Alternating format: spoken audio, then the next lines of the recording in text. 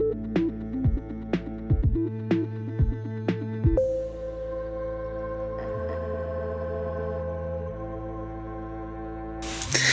guys, welcome back to releasethecraftin. Priscilla here with a little shop update video for you guys. I just did the Shabby Creep announcement video, and I talked about how there's going to be some new kits in my shop, and I figured I would just get in here and show you guys these kits because I'm excited about them and I want to share them, and I think, you know, it's nice to kind of see them when they're all printed up and ready to go. That being said, little tiny disclaimer, warning, just in case you are sensitively inclined, there's nothing wrong with that, but I just want you to know that there's going to be a lot of specimens here, and by specimens, I mean dead things. So, if that's something that makes you uncomfortable, I'll see you in the next video. It's totally chill. But that's what we're dealing with here. I pulled up a bunch of interesting types of specimens, and so that's where we are. But I just wanted to give you that warning up front, just in case. Just in case. And we're just going to jump into it. There's a couple of kits. I'm going to go through them as fast as possible, but I want you guys to see these. I'm very excited. So first up, we have the Rats in the Walls, which is just a little tiny kit. But I don't know about you guys, I actually really think rodents are super cute. So for me, this wasn't super creepy at all, but it might be creepy for some. But I started out with this one. It's just a tiny one. It's only 3 pages long, and let me show you here. It comes with this big sheet of just some ephemera with the rat catcher's daughter like playbill on it, or like poster. I don't really know what you call these. I forgot. Which was just an interesting bit of ephemera that I couldn't pass by. Because there's a lot going on here. And then it is the only one that's oriented that way, which is why I wanted to pull everything out of frame real quick. Then we have the little rat bits. So these are little rat bones. Of course, they're not rat bone size because I printed them full size. But the cool thing about all the digitals in my shop is that they're JPEGs, so you can print them at any size you want. So you can resize these and get them little tiny bones if you want. But the reason I started doing these is because I was looking for things that could be like spooky, creepy focal points for the Shabby Creep challenge. And then I was like, I have focal points, but they're not necessarily super creepy. And although I am like capable of making them look creepier, it's just nice to have some options on hand and some stuff that you can use and toss into the background. So I made a bunch of these ephemera kits. That's why we're here. So we have a bunch of different rat skulls from different rat species. I added a couple of smaller ones there, and then this is just another like rat bone. I forgot if this is like the hip or which part of the rat. And then there are just some like preserved rat specimens here. And then I need a better system. It's been a while since I've done a shop update, and I forgot how I do them. Also, Smokey is in my available free space, so I don't really have a great place to discard these right now. And then we have this really, like, cool bit of, like, rat-themed art from China, and it's kind of cute. It's kind of interesting. These rats look like they're up to shenanigans, and they're chasing this one. I don't really know the story behind it, but that's what I get here. There's a mole rat, this little rat guy, and then this is actually a mouse. But he's cute. And, you know, he's in his little jar. So yeah, that is, the Rats in the Walls. And then up next, we have larger kits, because I really didn't want to make a giant rat kit, but I wanted to make a giant bug kit, so I did that. This is the Creepy Crawlies kit, and I wanted to have some really nice sized insects, so that they could be focal point size. So that's what we get here. We get a bunch of giant insects.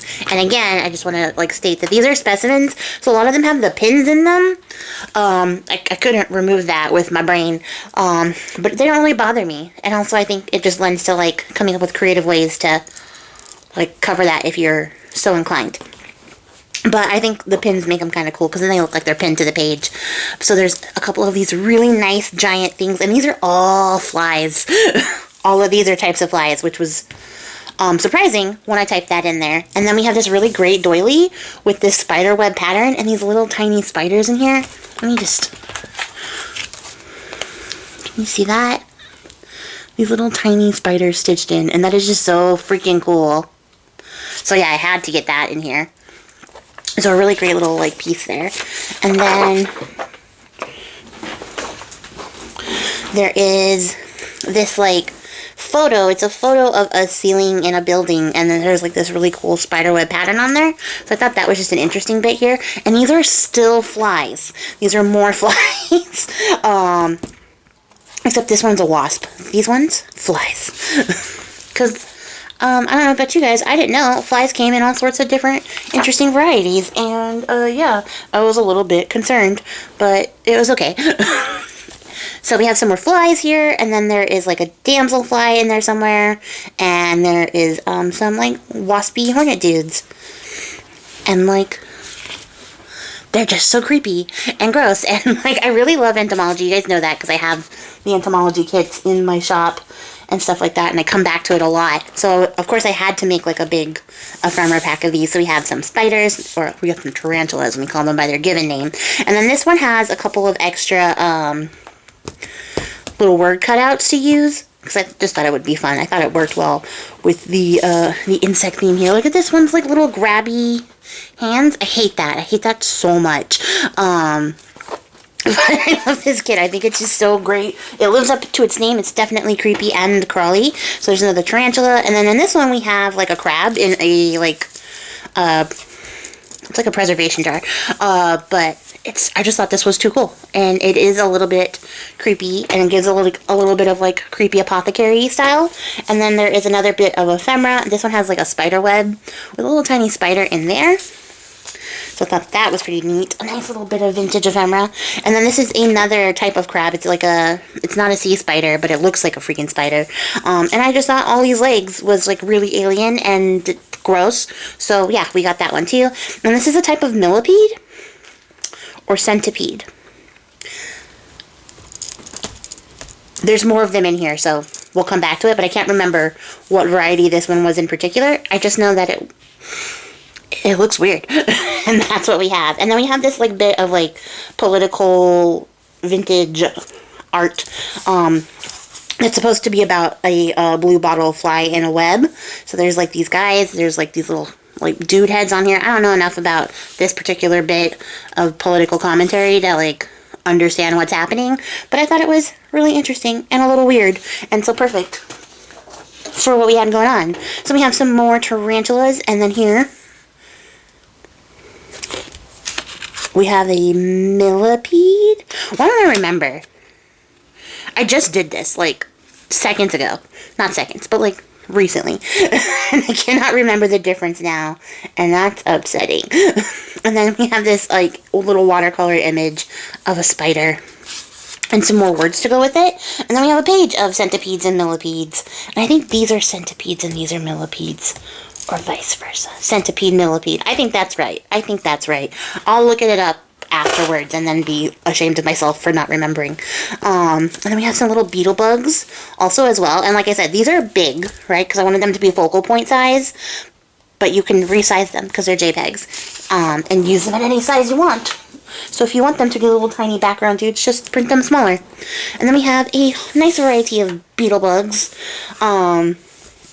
And just some more random bugs, too. Some of these aren't beetles, but they're so pretty. I love this green. I love this little spots. This is just a giant ladybug. And then, like, this one is a really pretty blue. And, I don't know, they're just creepy and also kind of cute and pretty. Not cute, just pretty. So they were, like, really fun to do here. And then we have the nice, like, mammoth-sized beetles. So we have a really great one here. Like the Hercules, the Staghorn, the Goliath, all sorts of cool ones. And then this is like a little sea creature as well. And I forget what it's called. It's like hairy sea slug, sea something, sea worm, something like that. I can't remember because I'm not a professional, I guess, at this moment in time. But I just thought it was also creepy and a little bit disconcerting as like this hairy mustache floating in a jar. And yeah, so I added it to this. And then that is the last page of Creepy Crawlies. And then we are in the Curious Curios. And this one I went for more of a curio style. I was thinking of like a cool curio cabinet that you would like put a bunch of cool stuff into. And then I also added in some like different sizes of things. So here we have a squirrel skull, this horseshoe crab, this other crab that's like in little pieces that I thought was pretty interesting. It was like a photo like this. displayed like that, so I thought that would be like a cool thing here. We have another one of those crabs in the jar. And then just a really pretty feather, which I think would go great in your curio cabinet. And then we have some kelp, like preserved and stayed here. It also gives me cordyceps in The Last of Us, so like that was just an interesting thought behind that. There is a snake in this jar, and then there are some of these fossilized teeth, and then an ammonite, and then another squirrel skull. There were a lot of squirrel skulls. I just happened to find, like this one as well, also a squirrel skull. And seeing it entirely intact, disconcerting. These teeth right here, disconcerting. I don't like that. And these little tiny chew 'em up teeth, I don't like that either. But here we are. And then here is another like kelp specimen. And this one was also really cool. Also giving cordyceps from The Last of Us. Or giving cordyceps, which reminded me of The Last of Us, and therefore I had to include it. And then we have some more of these fossilized teeth. And then this is a like tray where they kept some fossil bones, and these are actual dinosaur bones, which I just thought was pretty neat. They use this to like grade colors and how the photo looks and all that kind of stuff for their preservations. And then you can even see like the little labels where they marked and labeled the bones so they can catalog it. And it's just like 2 trays of the dinosaur bones that I thought would make a really cool like journal page. So I left them intact as the full page, but you could always cut these down and cut them out and use them however. And then here we have like a little, another one of those like weird vintagey like cartoons that are making some kind of statement. But this is like a dog with a guy's head on, like a guy's head attached to a dog. And then like there's this little graveyard and some skulls, and I thought that was just creepy and odd enough to go into our weird cabinet of curiosities. And then there is this huge display of like wasp, just all cataloged and ready to go, even with like their little like catalog cards and stuff, and like the locations and things like that. And then here is this photograph of somebody's just like collection of preserved taxidermies and artwork and stuff, and I was like, that's weird, so it goes into this kit. Also just like a really genuinely interesting bit of like photography. And then we have some crystals, because of course you gotta have crystals in your curio cabinet, right? And then we have these even more concerning looking wasp in their little specimen tray all collected together. And then this is one of 5. This is one that I blew up to be a large size because I really liked the damage that was in this photo. But this is a photo of some like whale bones. And then I did like a whole set of the other ones, but this one was the only one that had like actual like damage to the photograph, and I just thought that looked really cool, so I blew it up really big. And then on here we have some more like journal-y card sized like whale bones all propped up against this building, and they're a little melancholy, right? Like there's something like really ambient and just a little bit sad about seeing a whale bone just sort of propped up there. And I just thought that was like something interesting, and I had never seen them before, so I would never have guessed that like a whale skull looks like this at all. And then we have this little like dragonfly specimen collected here in its card. It's actually like in a little baggie. I don't know if that like shows up through here, but it's like a little baggie with a little dragonfly specimen. And I have little bug specimens in my little curiosities like shelf, so I thought that was neat. There is this fossilized leaf. There's some more crystals. This like I forgot what that was called as well. It's got like a man's face, and then like on one side, and it also has like death on the other side. Just really interesting. This weird little like industrial art building, which I thought was just an interesting fun thing. Also, my cat has the zoomies now, so the horse hooves you hear in the background are her little tiny feet going at Mach speed. And then there's this little jar of little tiny squid, just like, you know, sitting there being well preserved. And then we have an octopus specimen here. This like bronzed hand, which I don't know what that's for, but it was interesting to me. And then when I was thinking about hands, I found these little molds of children's hands, which are weird. And then this like little, it's like a tapestry. Like this is like a piece of fabric with all these like shadow puppet hand shapes on it. So that was interesting as well. And then we have, this is a macaque. These are macaque bones. And these are also macaque bones. So, like, there's that. some skeletal stuff. I like this little case. I kept the case because I thought that one was really interesting. I did that with the squirrel skull too, like just weird little cases that they're keeping stuff in. Seems like the stuff you would keep on that kind of shelf. And then some interesting seashells, and then this like butter knife that has like all these little animals carved into it. Pick up everything at once. So you guys can see that. So I just thought that was interesting and odd, and belonged on the curio shelf. And I think that, oh, one more page. And then a bunch of snake x-rays, because they're freaking cool. And I just really like them. I love seeing how like they preserve these specimens and then like catalog them and record them. This like came from the Smithsonian. So just really interesting little things, and just seeing like how their bodies are constructed and stuff was super fascinating to me, even though it's a little bit creepy, but I thought it was neat. So we got a bunch of snake x-rays, and then this is like a little photo, like, or a little preserved piece of somebody's drawing for like some snake jewelry that I just thought was odd enough to go here. Plus I needed something to fit here, so it worked out perfectly. And this one is from 1940, so like that's just a little bit of like old sketch work that they had saved, and I thought that was really cool. And that's the last piece from the Curious Curios like set. And then we have the moths. And I think it's the moths in the closet. But it might be the cabinet. I don't remember. Because I don't look up things before I start filming this to refresh my memory. But this is like one that I was working on way back in like November. And then I took a break from it because it ended up being like pages and pages and pages long. And I was like, oh man, like I could have made 40 pages of this moth kit. You guys, I'm not kidding you. I love moths.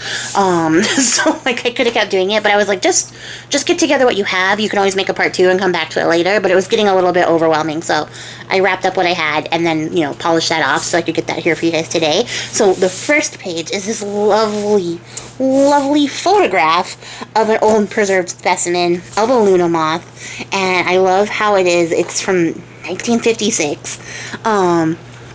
And it's so cool. I love the tone of it. So I had to make that like a big page because I think it'll look really great as like a big spread in a journal. And I just love it. And then we have the moths. And like I said, there's quite a few pages of these, so I'm not going to go through them with any sort of logical sense. I'm just going to through them quickly. So we have a bunch of really pretty moths. I don't know all their names. I wish I did. But I thought that they were just so cool. There's another Luna moth there. I think there's like an Atlas moth in here. There's Sphinx moths. There's moths. So you got it. And then there's some that are still on their little preservation like cards. And then this is a cabinet from somebody else's like display. So I have 2 of these. One photo is one side and one photo is the other side. And I kept them nice and big because I think you could fold them up into make like really cool like pockets or tuck spots or something. It would be a really cool bit of ephemera. So you have some more really nice moths here. I tried to get as many varieties as I could, but moths run brown and yellow, as you will see.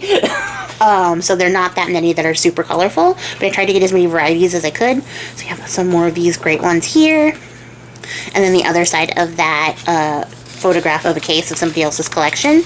And then, there we go, yeah, it's nice big moths. And then some of these little carded specimens. I cut out some of these. I did a whole sheet of these little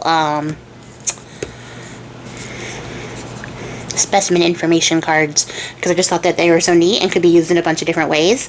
Then we have little tiny moths here because, you know, they can't all be giant sized, even though I would love them all to be giant sized, so I picked my favorites and made those giant sized. And look at this, like, this is just a little bit of interesting, like, camouflage. But the tips of their wings are meant to look like little, like, snake heads. Isn't that neat? To, like, deter predators. And then we have a cocoon here, which was just a fun little bit of ephemera. And then we have some more on their cards.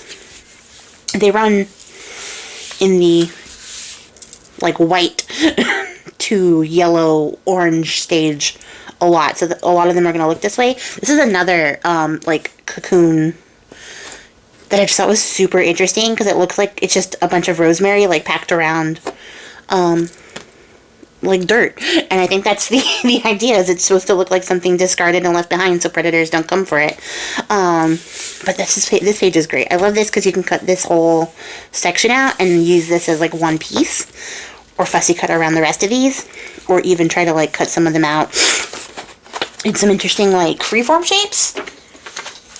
And then there are some more of these old vintage like ephemeras. So this is somebody's drawing of moss, and that's like a really nice, like just a little bit of ephemera. And then we have a photograph of an old photograph. So it's like super doubly old. It's falling apart and looks like a little bit decayed, and I kind of love that. I think it fits like the moth aesthetic really well. And then we have this one, which is supposed to be a hawk moth on a tree trunk. The photo itself was a little bit blurry. I'm just going to like tell you guys that honestly, but I thought that this bit of ephemera was too neat to leave behind. And then there are a couple more moths here. And then this is like a big display case. So like this is actually the other part right here, and it's like a giant case, but this is just somebody's photograph of this giant case of like preserved moths, which are really neat. And then I found this one, which is like the moth specimen on one side, and then the negative of that being filled in with this like grassy scape, and that was just like a regular book that somebody scanned and uploaded. And I thought it made a really great center page, just a really interesting page, and I love like having those things there. So I thought that was pretty neat. And then we get into the slightly more colorful moth varieties. So we do have a little bit of reds in here. This one is probably the most colorful, but I think these are so nice. They're so fun. They're definitely going to be great to use in your journals, and it's just nice to have like a bunch of ephemera on hand, whether you're doing a moth themed book or like an insect themed book, or just, you know, you want to add a couple of moths to your regular books. Like I think this one is a really great kit for that. And there's a bunch of different shapes I tried to get here, like leaf shape, wing shapes and stuff like that. Tried to pick up on those. These make really interesting little clusters, and I think they'd be really cute on collage clusters. And then, like I said, I included a sheet of all of these like little specimen card pieces that had been like separated. This one is really neat because it has like the wing pattern sketched out on it. So somebody left that as a note. And then you have like collections, you have species, and like their catalog numbers, little bits of paper ephemera that I just thought would be really fun to like cut up and build your own if you wanted to build some of those moths into like your own little specimen thing with some dimension. This would be really fun for that. And this just makes good like regular paper ephemera to cut out and then have on hand to use for stuff. And then we have some more of these moths. These really great green ones are super fantastic. I also like these like soft blue, like they're almost blue-green, like pastel colored moths. Those are really pretty. And look at the pattern on that. That's so striking. You can't see it because it's not in frame. But look at the pattern on that. That is super striking. I love that.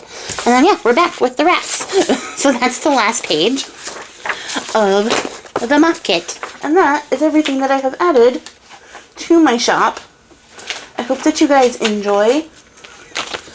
And if you're interested in this kind of stuff, let me know, because I could definitely do more stuff in this style. I have been on like a ephemera pack sort of binge, trying to come up with like cool things that you can cut out and use in your journals. Since I took a step back from making journal kits, this was the alternative that I came up with, where I could still do some stuff to add to my shop without having to take the time to do like a massive journal kit or anything like that. So let me know if this is something that you like, if you'd like to see more of, if you have ideas for sorts of ephemera that maybe you're in desperate need of, I might be able to find. So let me know. And that's going to be it for me, guys. Made it to the end of the video. I appreciate your faces, and I'll catch you guys all in the next one. Until then, happy crafting, and don't forget to check out Shabby Chic, or Shabby Creep. I don't even know the name of my own thing. Don't forget to check out Shabby Creep when it starts in March. And look at all the videos there. And if you're watching this after it started in March, go back and look at that, because it was really cool. It was amazing. It was actually probably the coolest thing I've ever seen. So definitely worth a watch. So definitely jump over there and check that out if you're watching this after March. But that's it, guys. I'm just going to keep rambling, so I'm going to jump off here. Bye.